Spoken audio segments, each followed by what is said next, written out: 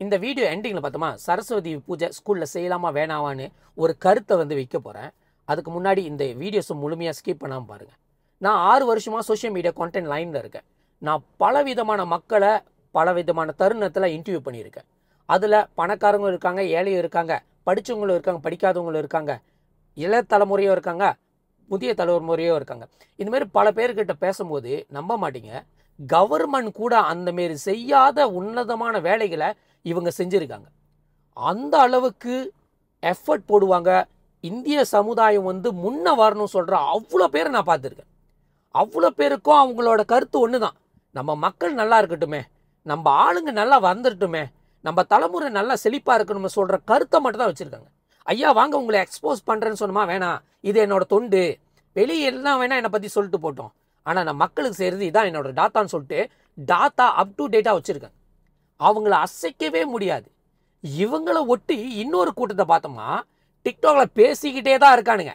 அவனுங்க என்ன செஞ்சுருக்காங்கன்னு இது வரைக்கும் எக்ஸ்போஸ் பண்ண கிடையாது. சரி கூப்பிட்டு வச்சு கேட்டோமா, நாங்கள் எதுக்கு சொல்லணும், நாங்கள் செஞ்சதை சொல்ல மாட்டோம், ஆனால் நாங்கள் வந்து குற்றமும் குறையும் கண்டுபிடிச்சி சொல்லிக்கிட்டே இருப்போம்னு சொல்கிறாங்க. சரி குற்றத்தையும் குறையும் ஒரு பதிவில் வந்து சொல்லுங்கன்னு சொன்னோமா, இல்லை நாங்கள் சொல்லிட்டு போயிட்டே இருப்போம், ஏன்னா எங்களுக்கு நிறைய வேலை இருக்குன்னு சொல்லிட்டு போயிடும்.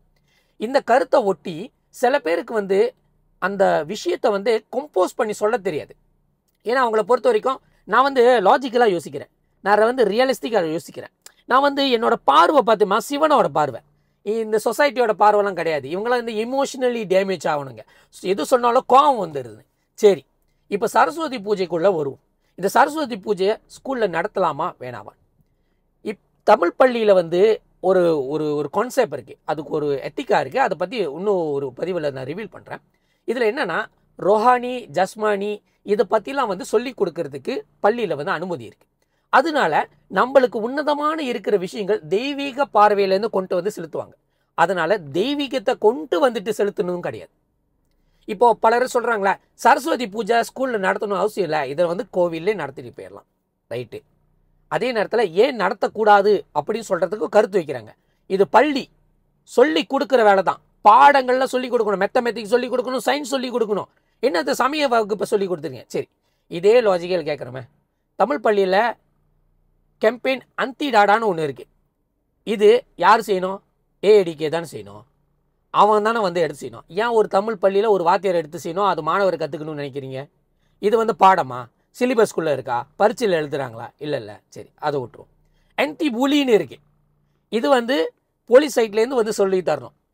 இது வந்து சிலிபஸ்குள்ளே இருக்கா? என் டீச்சர்ஸ் எடுத்து சொல்லி தரணும், ஏன் மாணவர் கற்றுக்கணும்? ஏன்பா சில விஷயங்கள் கவர்மெண்ட் வந்து எம்பசைஸ் பண்ணுற விஷயத்த சிலிபஸ்லேயே இல்லை, ஆனால் ஸ்கூலில் சொல்லித்தரணும்னு ஒரு கட்டாயம் இருக்குது. அதையும் எடுத்து சொல்லித்தராங்க. சமுதாயத்துக்கு தெரிய வேண்டிய விஷயத்த மாணவர்கள்ட்ட வந்து புகட்டுறாங்க. இதெல்லாம் அக்செப்ட் பண்ணுற நீங்கள், கல்வி நம்மளுக்கு வந்து எவ்வளோ முக்கியமானது, அது தெய்வத்துக்கிட்ட வணங்குற விதங்களும் அவங்கக்கிட்ட வந்து நம்மளோட விஷயத்தை வந்து கொண்டு வந்து நிப்பாட்டுறதும் அவங்களுக்கு ஒரு பாசிட்டிவ் தாட்ஸ் ஒன்று கொண்டு வரும்ல, அது ஏன் செய்ய விட மாட்டேறீங்க? அதில் உங்களுக்கு என்ன வைத்தறிச்சல்? இது ஒரு கேள்வி. இதை ஒட்டி ஒரு விஷயத்தை கேட்குறேண்ணே. இப்போ நான் உங்கள் வீட்டுக்கு வரேன். யார்? சரஸ்வதி பள்ளியை சரஸ்வதி விஷயத்தை சரஸ்வதி பூஜை வந்து பள்ளியில் நடத்தக்கூடாது சொல்கிறவங்க வீட்டுக்கு நான் வரேன். உங்கள் வீட்டில் வந்து பார்க்குறேன் பூஜை மேடை இருக்குது. ரைட்டு, நான் கையெடுத்து கும்பிட்றேன். ஆனால் சிவத்தில் பார்த்தா உங்கள் அப்பாவோ அம்மாவோ தாத்தன் பாட்டன் முப்பாட்டன் செய்யோன் இவங்களோட இறந்தவங்களோட ஃபோட்டோ மாட்டி வச்சுருக்கீங்க வச்சுக்கோமே. என்னை பொறுத்த வரைக்கும் என்ன, அவங்களாம் செத்து போனவன், அவங்களாம் இந்த பூமியில் இல்லை. இப்போ நான் கேட்குறேன்னு வச்சுக்கோமே, ஏன் செத்து போனவனை ஒரு ஃபோட்டோ மாட்டி வச்சுருக்க? அந்த நேரத்தில் நீங்கள் படையில் வச்சுக்க, என்ன செத்து போனவன் வடை சாப்பிடுவானா, செத்து போனவன் பொங்கல் சாப்பிடுவானா, செத்து போனவனுக்கு பீர்லாம் வச்சுருக்க? இவன் இப்படி வச்சா அவர் அந்த லோகத்தில் வந்து பீர் அடிச்சுக்கிட்டு இருப்பாரா? என்னடா மூடத்தனமாக இருக்குது முட்டா பையில அப்படி நான் சொல்கிறேன்னு வச்சுக்கோமே. உங்களுக்கு கோவம் வரக்கூடாது. ஏன் கோவம் வரக்கூடாதுன்னா, ஏன்னா நீங்கள் தான் வந்து லாஜிக்கலாக ரியலிஸ்டிக்காக பார்க்குறீங்களே. நீங்கள் தான் தமிழ் பள்ளி இப்போ வந்து சரஸ்வதி முன்னுக்கு வந்து புத்தகத்தை வச்சா சரஸ்வதி அம்மா வந்து எல்லாத்தையும் ஏ வாங்கி கொடுத்துருவாங்களோ, பென்சில் வந்து அர்ச்சனை பண்ணிட்டா நீங்கள் வந்து அந்த பென்சில் வச்சுட்டு எல்லாத்தையும் தவறாக எழுதுனா கூட ஏ கிடச்சிருமோ இப்படிலாம் கருத்து வைக்கிறீங்களா? அதுக்கும் இதுக்கும் சமமாக போயிடுச்சு. ஓகே, இப்போது நீங்கள் சரஸ்வதி பூஜை இப்படி பார்த்தீங்கன்னா, நான் உங்கள் வீட்டுக்கு வந்தேன்னா நான் இப்படி பார்ப்பேன்.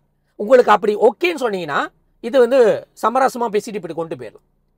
நீங்கள் ஒரு விஷயத்தை கருத்தை முன்ன வைக்கும் போது தான் வீட்டில் என்ன இருக்குன்னு பாருங்கள். ஊரா வீட்டில் என்ன உழையுதுன்னு பார்க்காதீங்க, ஊரா வீட்டில் என்ன செய்கிறான்னு எட்டி பார்க்காதீங்க. உன் வீட்டில் என்ன முன்னேற்றத்தை கொண்டு வர முடியுமோ அது கொண்டு வருங்க. சமுதாய பார்வைன்னு சொல்லிட்டு தனிப்பட்ட கருத்தை கொண்டு சமுதாயத்தில் திணிக்காதீங்க. அப்படி சொன்னோமா உலகத்திலே உலகத்திலே பணக்கார சமுதாயம் யார் சொல்லுங்க?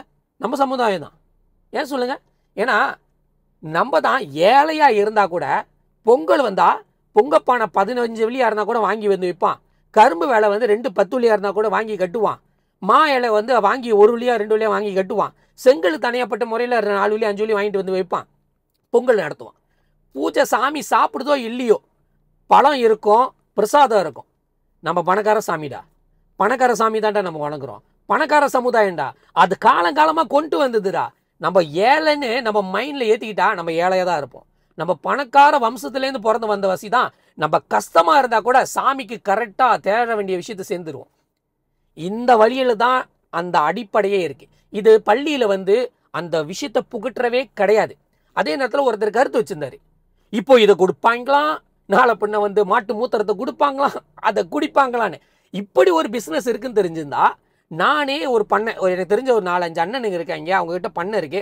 அண்ணன் லிட்டராக கொடுங்கண்ணே, தமிழ் பள்ளிக்கு நானே சப்ளை பண்ணுறேன், ஏன்னா நல்ல ஒரு வியாபாரண்ணே, மாட்டு மூத்திரம் வேஸ்ட்டாக போகுது, அதை குடிக்கலாம் அப்படின்னு நான் கொண்டு வரலாம். எந்த தமிழ் பள்ளியில் எந்த ஒரு பெரிய ஆசிரியர் வந்து மாணவர்கள் கூப்பிட்டு வச்சு வாங்க இப்போ மாட்டு மூத்திரத்தை குடிக்கிற நேரம் கரெக்டாக குடிச்சிக்கிங்க அப்போ தான் வாங்குவீங்க சொல்லியிருக்காங்க? அந்த மாதிரி ஒரு இன்சிடென்ட் இருந்தால் 530 தமிழ் பள்ளியில் ஒரு பள்ளி சொல்லுங்கள். நான் அந்த பெரிய வார்த்தையாரை இன்டர்வியூ பண்ணணும்னு ஆசைப்படுறேன். அந்த மாணவரும் கேட்கணும்னு நினைக்கிறேன். எப்படிப்பா அந்த மாட்டு மூத்திரத்தை வந்து குடிக்கிறதுனால நல்ல இனிச்சிச்சா, என்ன டேஸ்ட்டில் இருக்குது, தீகா ரசா இருக்கா அப்படின்னு நான் கேட்கலாம்.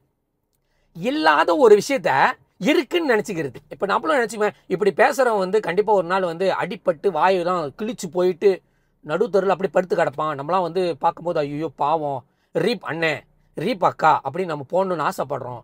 அப்படி நம்ம ஒரு கற்பனையோட நாங்கள் வாழ்ந்துக்கிட்டு இருந்தோம்னு வச்சுக்குமே, அப்படி உங்களுக்கு நடக்கும் தானே? அதே மாதிரி தான் நீங்கள் எப்படி நினைக்கிற, தமிழ் பள்ளியில் இப்படி வந்துருச்சா நாளைக்கு மாட்டு மூத்திரம் வந்துடும் அப்படின்னு ஒரு கற்பனையோட பேசுகிறீங்க. நாங்களும் அதே மாதிரி தான். இந்த மாதிரி பேசிக்கிட்டு இருக்கும்போது ஒரு நாளைக்கு வந்து கடவுளாக பார்த்து அடிப்பட்டு இந்த ஆள் நடுத்தருள் வாயை பொழந்துட்டு கிடப்பான். அதெல்லாம் பார்க்கும்போது ஐயோ செத்துட்டான், அப்படி நல்லா பேசிக்கிட்டு இருந்தான் செத்து போயிட்டான் அப்படின்னு சொல்கிற மாதிரி தான் எங்களுக்கு வரும். நாங்களும் அந்த கற்பனை வளர்த்துக்கணுமா?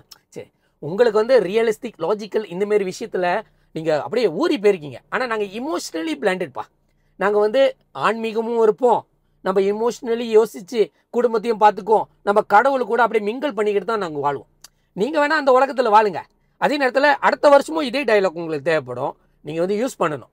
ஸோ இப்போவே ப்ரிப்பேர் பண்ணி வச்சுக்கோங்க. ஏன்னா அடுத்த வருஷம் நீங்கள் பேசும்போது இதே வீடியோஸை நான் திருப்பி அடுத்த வருஷம் அதே செய்ய வேண்டியது இருக்கும். இப்போ எனக்கு கண்டென்ட் வந்துக்கிட்டே தான் இருக்கும். எனக்கு நீங்கள் கண்டென்ட் போட்டுட்டு ஒரு சமுதாயத்துக்கு காட்டினீங்களா, மற்ற சமுதாயத்துக்கு நம்மளோட சமுதாயம் எப்படி இருக்கு காட்டினீங்களா, அப்போ உங்களுக்கு பதிலடி கொடுக்கறதுக்கு நாங்கள் பெருசாகவே செய்யும். இன்னும் பெரிய லெவலில் செய்வோம்யா, மாநில அளவில் செய்யும்.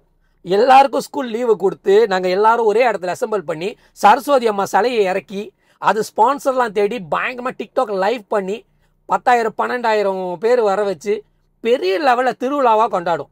உன்னால் முடிஞ்ச அளவுக்கு என்ன வேணால் பார்த்துக்குப்பா.